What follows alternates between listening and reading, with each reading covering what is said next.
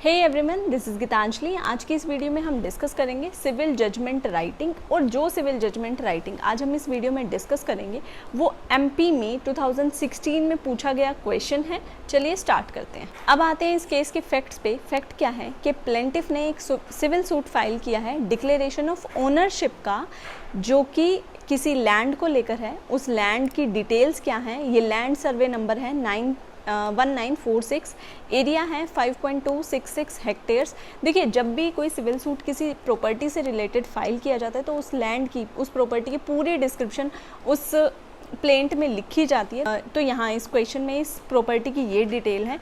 उसके साथ ही अब जहाँ कहीं भी हम इस प्रॉपर्टी को मेंशन करेंगे तो हम लिखेंगे सूट प्रॉपर्टी, और इस चीज़ को हम ब्रैकेट में मेंशन कर देंगे कि अब के बाद जब भी इस प्रॉपर्टी की डिटेल्स आएंगी तो हम वहाँ पर सूट प्रॉपर्टी लिखेंगे। उसके बाद जो ये प्लेंटिफ ने डिक्लेरेशन ऑफ ओनरशिप का सूट फाइल किया, साथ में इस सूट में परमानेंट इंजंक्शन मांगी गवर्नमेंट के अगेंस्ट, यानी कि जो डिफेंडेंट है इस केस में वो गवर्नमेंट है, government of Madhya Pradesh.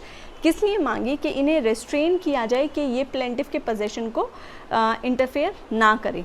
Plaintiff की प्लीडिंग क्या है कि जिस प्रॉपर्टी के पोजेशन में ये प्लेंटिफ हैं, ये इनके फादर ए की थी, जो कि ओनर और पोजेशन में थे इस सूट लैंड के, और ये उनके पोजेशन में ही थी, यानी कि ये ए के पोजेशन में थी।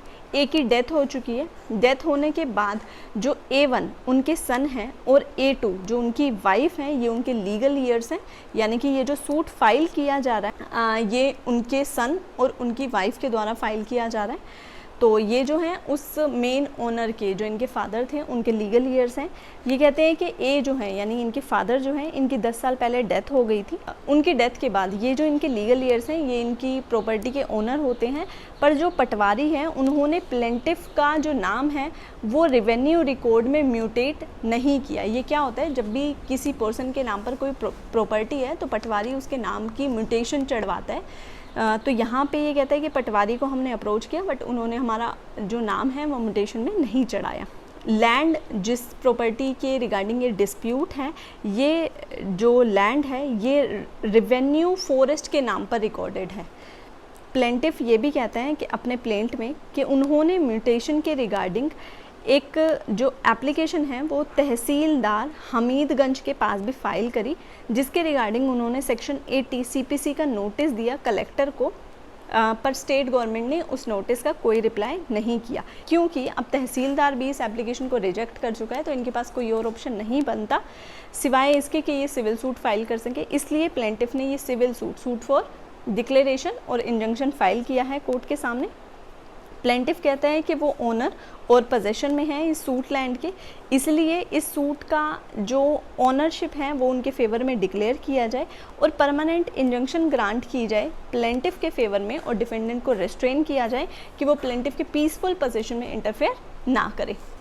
ये तो था प्लेंटिफ का वर्जन। अब डिफेंडेंट क्या कहता है? डिफेंडेंट यानी कि स्टेट गवर्नमेंट क्या कहती है? जो ये डिफेंडेंट है, इन्होंने अपना रिटन स्टेटमेंट कोर्ट में फाइल करी। रिटन स्टेटमेंट के अकॉर्डिंग प्लेंटिफ जो हैं ऑनर नहीं है इस लैंड के। जो ये सूट लैंड है, यानी कि ये जो प्रॉपर्टी है जिसके रिगार्डिंग ये सूट फाइल किया गया है, इसे रिजर्व्ड फॉरेस्ट डिक्लेयर कर दिया गया था, जिसका नोटिफिकेशन नंबर और डेट मेंशन की स्टेट गवर्नमेंट ने अपने रिटन स्टेटमेंट में, जो कि थी 30/10/1968। और साथ ही ये भी कहा अपने रिटन स्टेटमेंट में कि एक नोटिफिकेशन भी गैजेट में पब्लिश किया गया था 31/1/1969 को।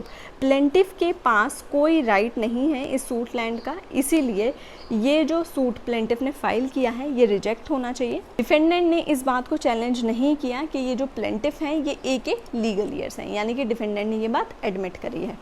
अब आते हैं प्लेंटिफ की एविडेंस पे। प्लेंटिफ की एविडेंस में प्लेंटिफ ने क्या कहा? जब इनकी ओरल एग्जामिनेशन हुई तो उस ओरल एग्जामिनेशन में प्लेंटिफ विटनेस 1 थे, ये इनकी वाइफ, ए की वाइफ जो कि A2 हैं, और प्लेंटिफ विटनेस 2 A1, इन दोनों को एग्जामिन किया गया। दोनों की एग्जामिनेशन के बाद इन्होंने बोला कि ये जो लैंड है जिस पे डिस्प्यूट है, इसका नंबर मेंशन करते हुए कि ये विलेज हमीदगंज डिस्ट्रिक्ट सतना में प्रॉपर्टी है, जो कि ए की थी, जिनकी अब डेथ हो चुकी है। उनका नाम जो है रेवेन्यू रिकॉर्ड में लिखा हुआ था, प्लेंटिफ ने साथ में एग्जिबिट P1 से लेकर P7 तक कुछ डॉक्यूमेंट्स फाइल करे जो कि सर्टिफाइड कॉपी थी खसरा नंबर्स की, जिसके अंदर उनके जो फादर थे ए, उनका नाम लिखा हुआ था उस रिकॉर्ड के अंदर। पर ये इस बात को कोर्ट के सामने एक्सप्लेन नहीं कर पाए कि ए के पास ये प्रॉपर्टी कहाँ से आई। जब इन्हें क्रॉस एग्जामिनेशन किया गया P2 को, यानी कि उनके बेटे को जब इन्हें क्रॉस एग्जामिनेशन किया गया तो वो कहता है कि ये जो मेरे फादर थे इनको इस प्रॉपर्टी के रिगार्डिंग एक पट्टा ग्रांट किया हुआ था, पर जब उन्हें कहा गया इस पट्टा के डॉक्यूमेंट्स को कोर्ट के सामने प्रोड्यूस करने के लिए तो वो प्लेंटिफ कोर्ट के सामने ये पट्टा के डॉक्यूमेंट प्रोड्यूस नहीं कर पाए। साथ ही प्लेंटिफ ने ऐसा और भी कोई डॉक्यूमेंट कोर्ट के सामने प्रोड्यूस नहीं किया जो ये शो कर सके कि ए के पास इस लैंड की ओनरशिप थी। साथ ही इन्होंने कोर्ट के सामने ऐसा कोई और डॉक्यूमेंट भी प्रोड्यूस नहीं किया जिससे ये पता चल सके कि ए की डेथ के पास इन लोगों के ए की डेथ के बाद इनके लीगल ईयर्स के पास इस प्रॉपर्टी का पोजेशन है, यानी ऐसा कोई डॉक्यूमेंट कोर्ट की फाइल के ऊपर नहीं आया। उसके बाद आते हैं डिफेंडेंट के एविडेंस पे। डिफेंडेंट ने अपने डिफेंस एविडेंस में मिस्टर बी, जो कि स्टेट गवर्नमेंट के ऑफिसर हैं, वो आते हैं कोर्ट में एज अ विटनेस। जो वो डिफेंडेंट का केस है उसे सपोर्ट करते हैं, मतलब जो जो डिफेंडेंट ने बातें कही हैं सेम आकर ये ऑफिसर भी कोर्ट के सामने यही बातें कहते हैं।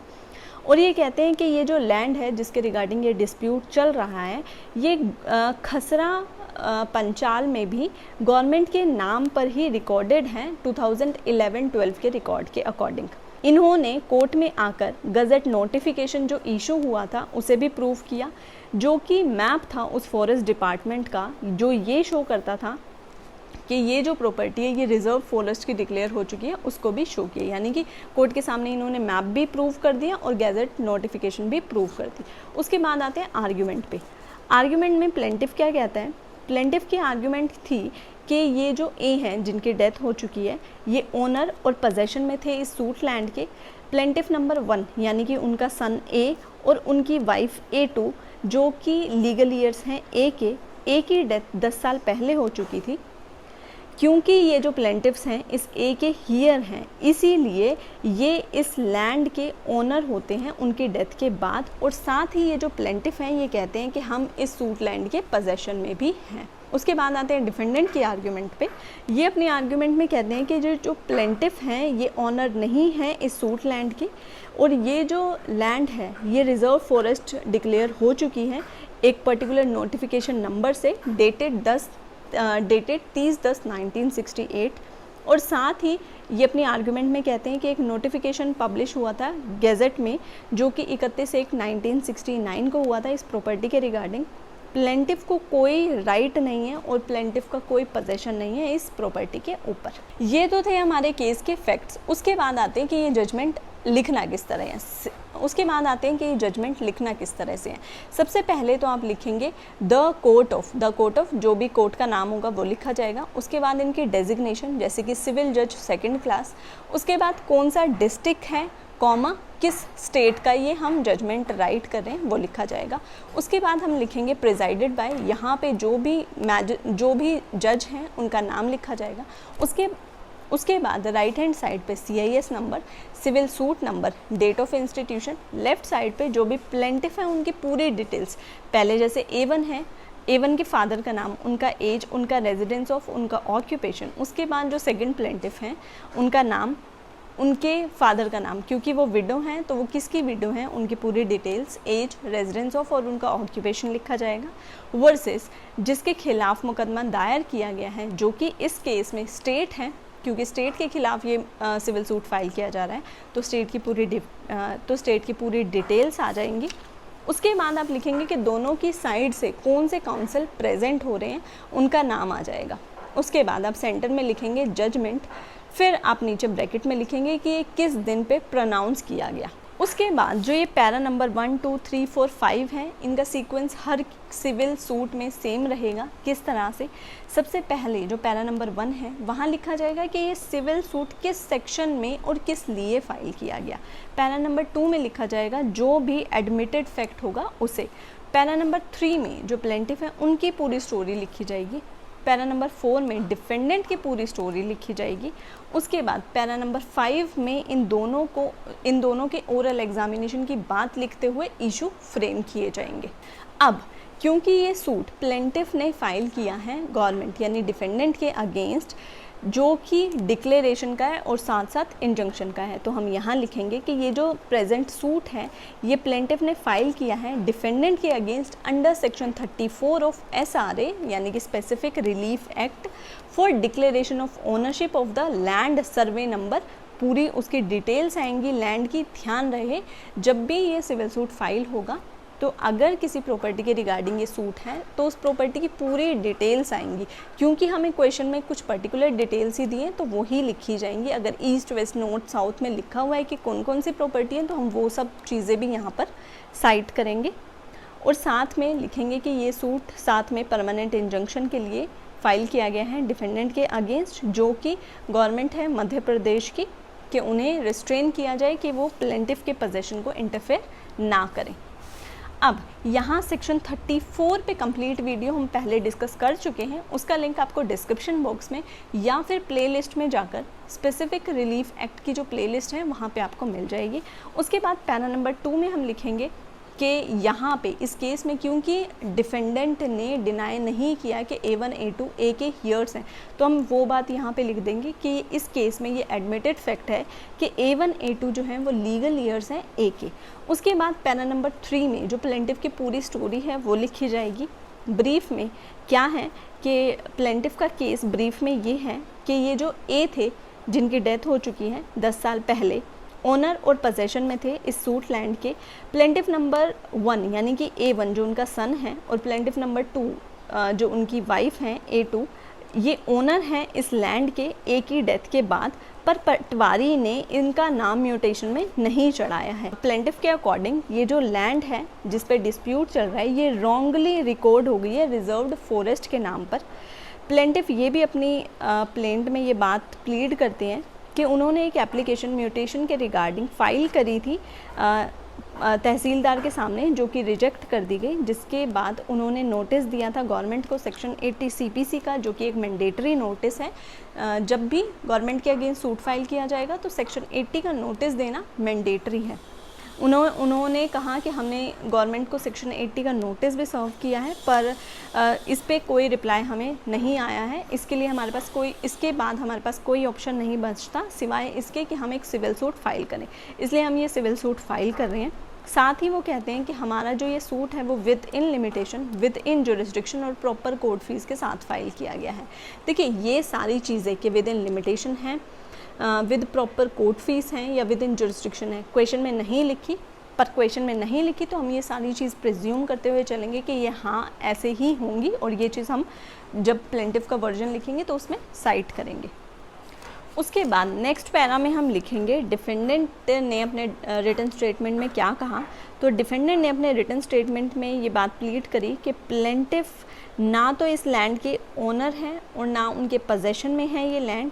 ये जो सूट लैंड है इसे रिजर्व फॉरेस्ट डिक्लेयर कर दिया गया बाय द नोटिफिकेशन नंबर दिया हुआ है और डेटेड 30/10/1968, और साथ ही ये जो नोटिफिकेशन है ये पब्लिश किया गया था गैजेट में 31/1/1969 को।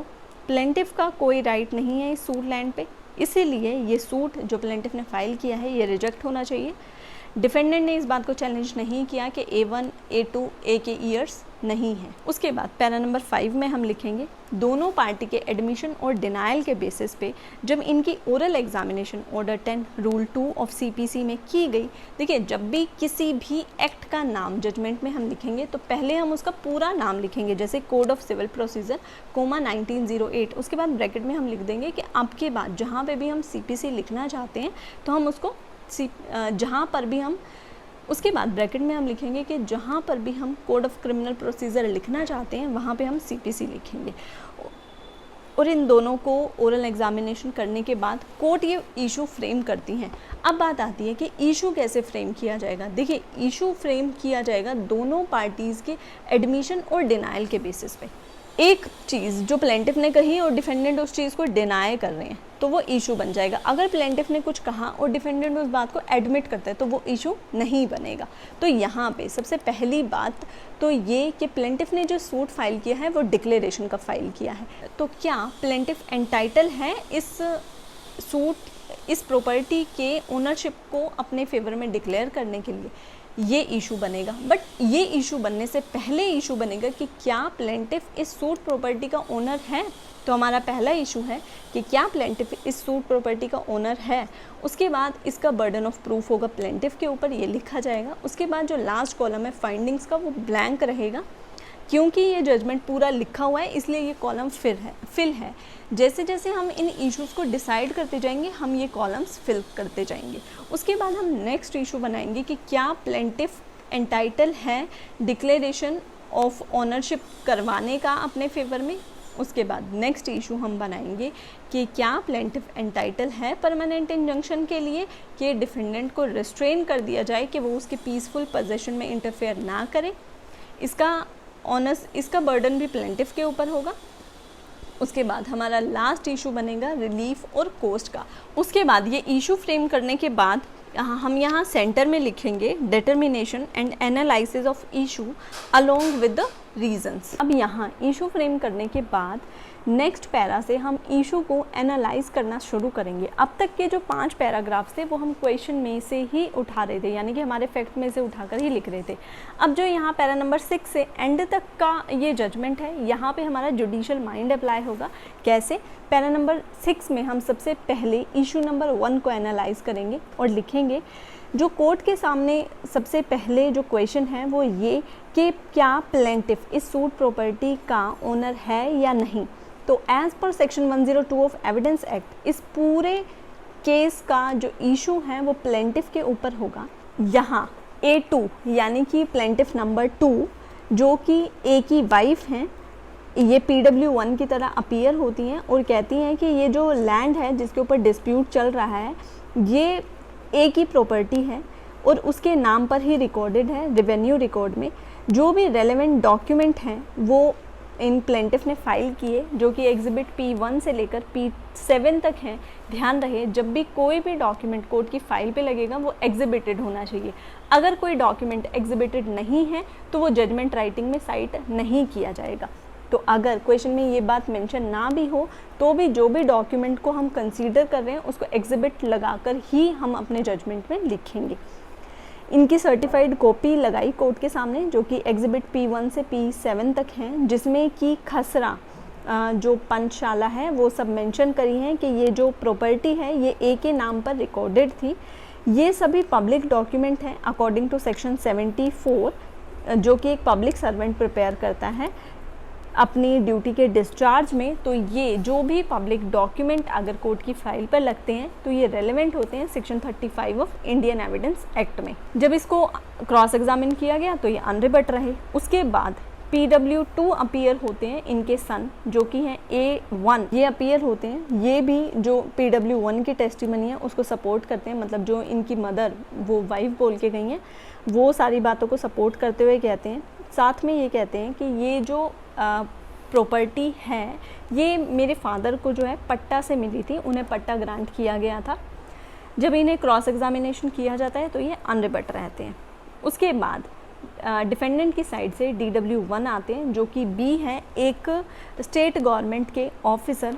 ये अपीयर होते हैं और डिफेंडेंट के केस को सपोर्ट करते हुए कहते हैं अपनी ओरल एविडेंस में और प्रूव करते हैं डॉक्यूमेंट को जो कि डिफेंडेंट ने अपनी साइड से लगाए हैं, जो कि खसरा पंचशाला है 2011-12 का, जिसमें ये जो लैंड है ये गवर्नमेंट के नाम पर रिकॉर्डेड है और ये भी एक पब्लिक डॉक्यूमेंट है जो कि पब्लिक सर्वेंट बनाता है इन डिस्चार्ज ऑफ इट्स ड्यूटी और ये रेलेवेंट होगा section 35 of Indian evidence act में। साथ ही ये बात भी आकर कोर्ट में प्रूव करते हैं कि एक गज़ेट नोटिफिकेशन भी निकला था और जो मैप है फॉरेस्ट डिपार्टमेंट का उसे भी शो करते हैं और दिखाते हैं कि जो ये डिस्प्यूटेड लैंड है ये रिजर्व्ड फॉरेस्ट है according to that notification and map.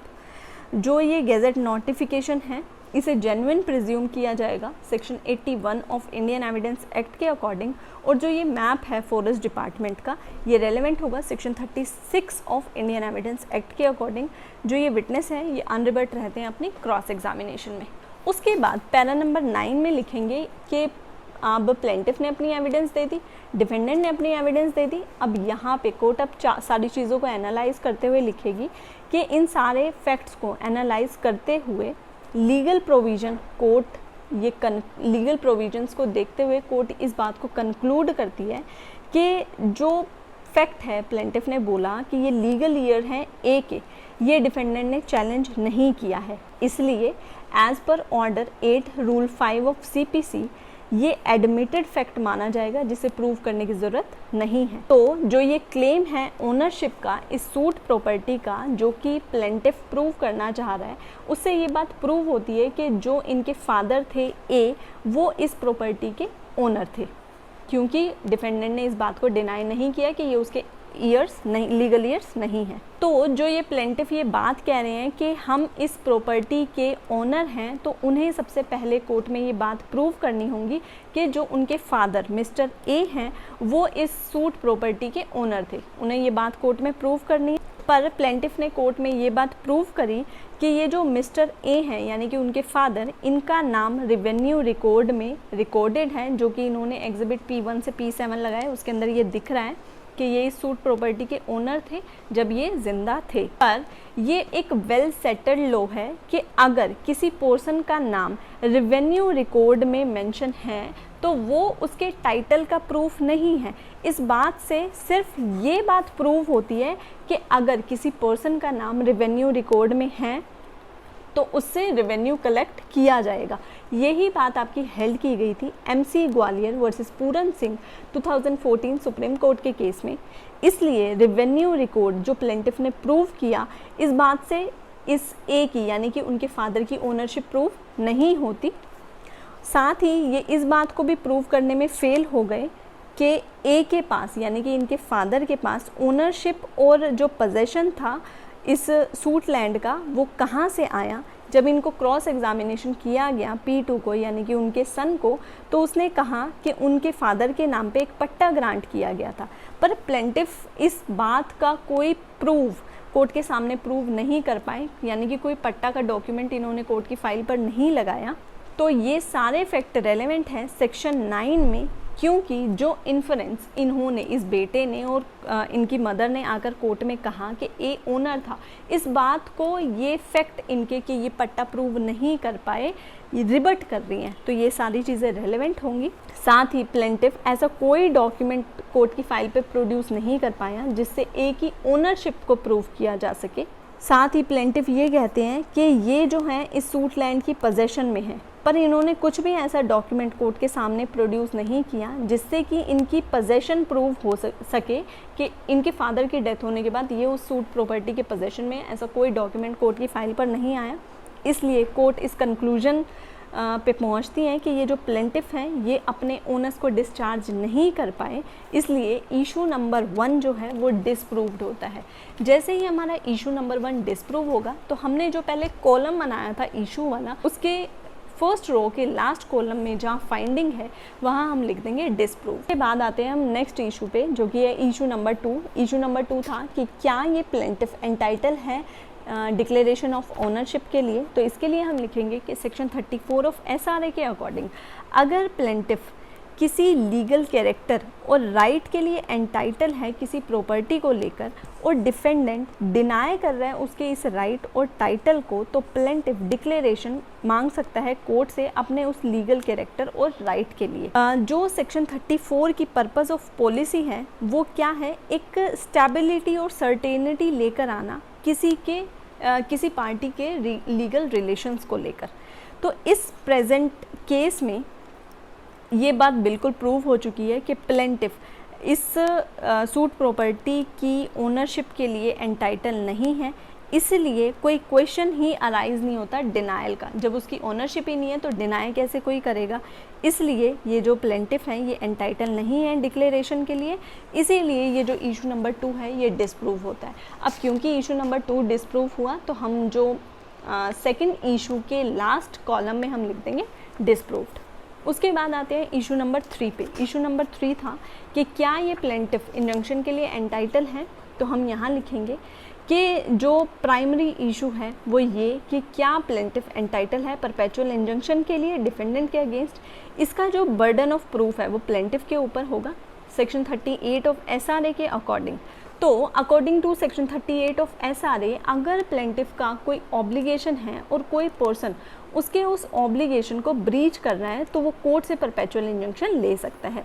तो यहाँ ऑब्लिगेशन का मतलब होता है कि कोई लीगल ऑब्लिगेशन हो। अगर एक किसी पर्सन को किसी प्रॉपर्टी का ओनर डिक्लेयर कर दिया जाए तो पूरे वर्ल्ड के लिए वो एक लीगल ऑब्लिगेशन है, यानी कि कोई उसके पोजेशन में इंटरफेयर फिर नहीं कर सकता।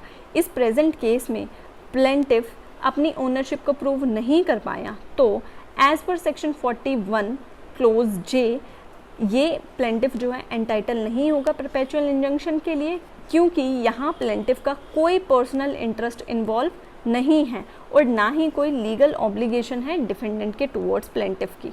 प्लेंटिफ इस बात को भी प्रूफ कोर्ट के सामने नहीं कर पाया कि वो इस प्रॉपर्टी के पोजेशन में है जो कि इंजंक्शन ग्रांट करने का कंडीशन प्रेसिडेंट है, यानी कि अगर कोई पर्सन अपना पोजेशन प्रूव करेगा तभी वो इंजंक्शन मांग सकता है, क्योंकि पोजेशन प्रूव नहीं हुआ तो इंजंक्शन भी वो नहीं मान सकता। इसीलिए ये जो प्लेंटिफ है ये एंटाइटल नहीं है परपेचुअल इंजंक्शन के लिए, इसीलिए ये इशू भी डिसप्रूव होता है। उसके बाद आते हैं इशू नंबर 4 पे, जो कि है रिलीफ और कोस्ट का। यहाँ पे सारे इशू को डिटरमाइन करने के बाद कोर्ट ये डिसाइड करती है कि ये जो प्लेंटिफ है ये अपना केस प्रूव नहीं कर पाया है और इसलिए प्लेंटिफ का केस सूट डिसमिस होता है और कोर्ट ये रिलीफ देती है। प्लेंटिफ को इस सूट प्रॉपर्टी का ओनर डिक्लेयर नहीं किया जाता, प्लेंटिफ एंटाइटल नहीं है परपेचुअल इंजंक्शन के लिए, प्लेंटिफ अपनी कोस्ट तो बियर करेगा, साथ साथ डिफेंडेंट की कोस्ट भी बियर करेगा। जो भी सर्टिफाइड एडवोकेट की फ़ीस है वो भी इस प्लेंटिफ को देनी होगी।